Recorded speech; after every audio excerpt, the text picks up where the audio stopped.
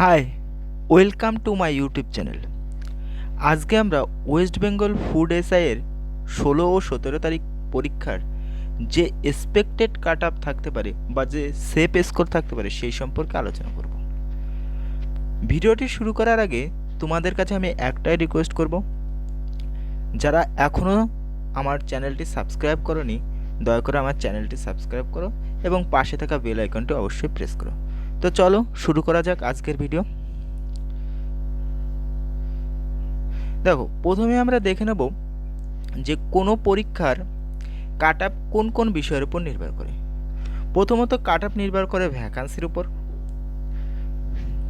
ঠিক আছে, দেখো ভ্যাকান্সির উপর 2018 বা 19 সালে যে পরীক্ষা ছিল তার টোটাল ভ্যাকান্সি কত ছিল? দেখো, তার টোটাল ভ্যাকান্সি ছিল 957টি, কিন্তু 2023 বা 24-এর যে ভ্যাকান্সি তার টোটাল ভ্যাকান্সি কত? 480টি। এবং সেই হিসাবে আগেরবার ইউআরএ ভ্যাকান্সি ছিল 454টি, কিন্তু এইবার ইউআরএ ভ্যাকান্সি কত? 220টি। এবং আগেরবার এসসি যে টোটাল ভ্যাকান্সি ছিল সেটা কত? সেটা হলো 208টি, এবছরে 97টি। এবং আগেরবার এসটিতে যে ভ্যাকান্সি ছিল সেটা কত? 58, এবং এই বছরে ভ্যাকান্সি যেটা সেটা হলো 29টি। এবং ওবিসি এর যে ভ্যাকান্সি ছিল সেটা 98টি, আর ওবিসির এর এই বছরের যে ভ্যাকান্সি সেটা কত? 48টি। এবং ওবিসি বি এর যে ভ্যাকান্সি ছিল আগেরবার সেটা কত? 69টি, আর এই বছরের 34টি। এবার দেখো আগেরবার টোটাল কত ফর্ম ফিল আপ হয়েছিল? আগেরবার টোটাল ফর্ম ফিল আপ হয়েছিল 8 থেকে 9 লাখ, এবং এই বছরের যে টোটাল ফর্ম ফিল আপ হয়েছে সেটা কত? 12 থেকে 13 লাখ।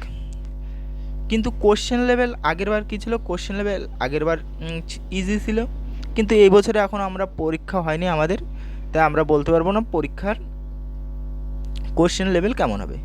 কম্পিটিশন আগেরবারও ছিল, এবার তার থেকে বেশি আছে।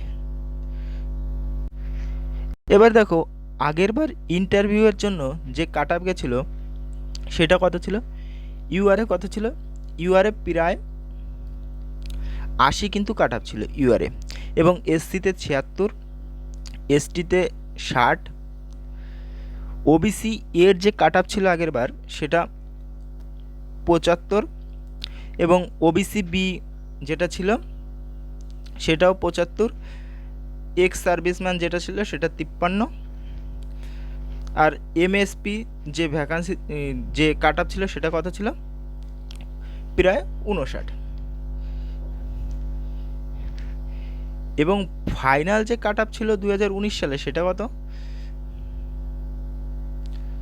দেখো সেটা ইউআরএ ছিল 91, এসসিতে 89, এসটিতে 79, ওবিসি এ সেটা কত? ওবিসি এ 79, ওবিসি বি যেটা সেটা 89,